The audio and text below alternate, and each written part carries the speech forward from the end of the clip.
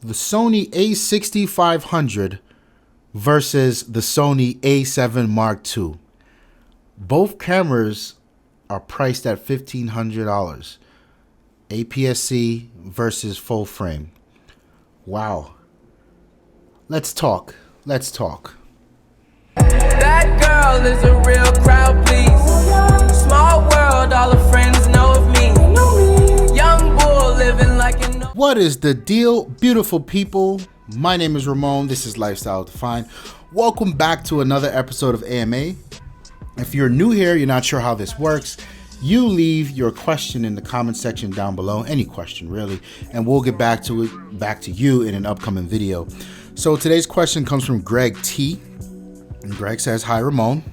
Well, Greg, you've got me thinking about this camera now. Greg left this comment on my A6500 review, and he further says, just wondering, how does the A6500 compare to your A7 II in regards to low light, dynamic range, and high ISO? I've been leaning towards the A7 II, and now I'm not sure. Thanks for the video.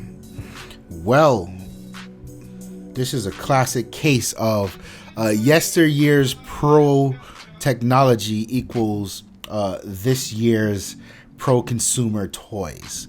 So what that means is there's always this dance where the pro gear, the pro whatever, the best of the best it gets old, and then the medium market, or what's in the middle offering, just sort of inherits those features over time.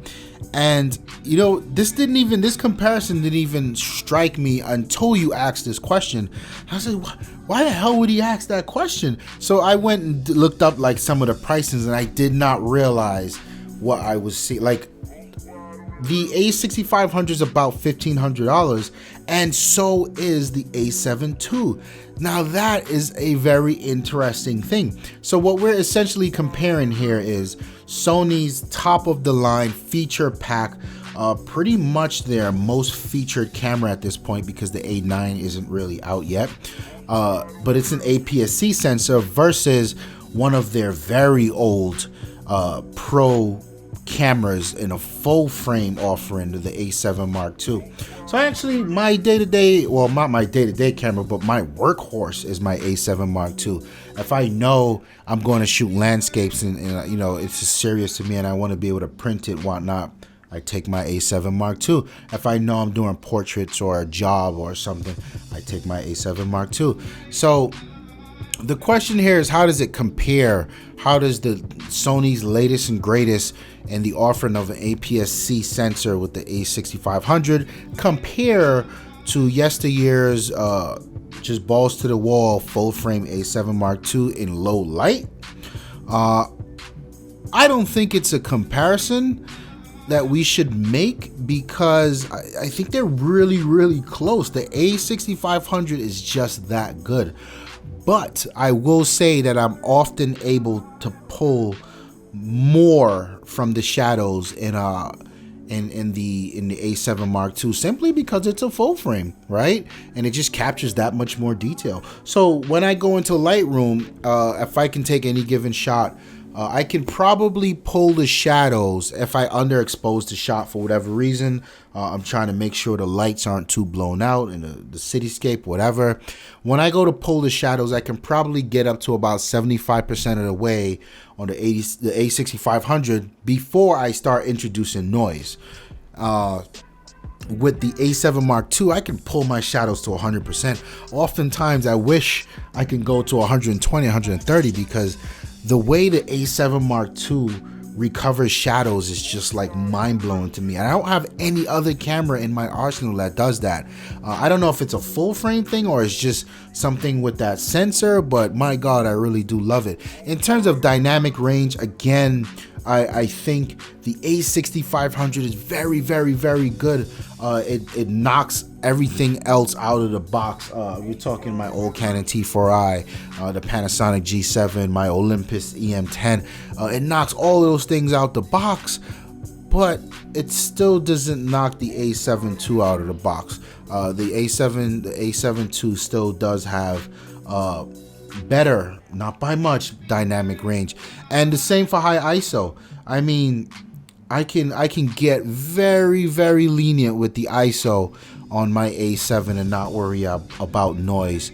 With the A6500, I mean, anything past 1600, 3200 gets a little bit scary. With the A7 II, I can push it to like 128,000. I can do some work with that. So I think let's not look at those specs, right? Because the difference between the performances in low light, dynamic range, and high ISO aren't going to be much, aren't going to be something that you should consider.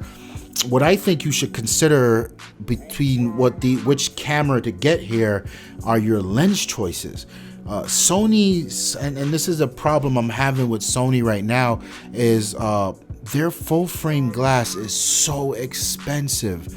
Like I would love to be able to get my hands on that 24-70 G Master, because I shoot with a older 24-70 A mount 2.8 glass, and that glass is beast. But there's some things about the autofocus that I'm missing out, and I know I'm losing a stop of light because I'm using an adapter. So I want to get native glass, but I just can't afford it. That lens is $2,200, and even with a quite really good discount that I'm offered is $1,600. I can't justify that kind of money on a lens. That's crazy. I think if you look in the E mount for the A6500, you'll find some more reasonable choices there. And I think even though a lot of the glass for the A6500 is not as fast as the glass you'll find on the A7, you still find some really good Zeiss glass at f4.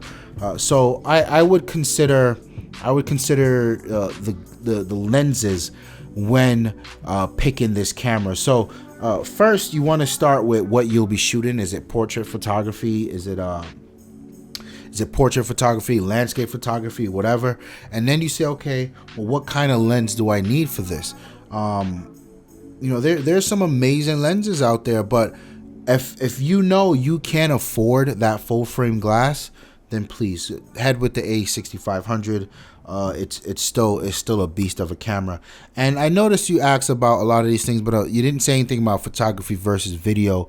What I will say is the A6500 has a very big advantage because it shoots very good 4K, but it also shoots itself in a foot, so to speak, because it's not reliable for video recording, because the thing just overheats when it feels like it.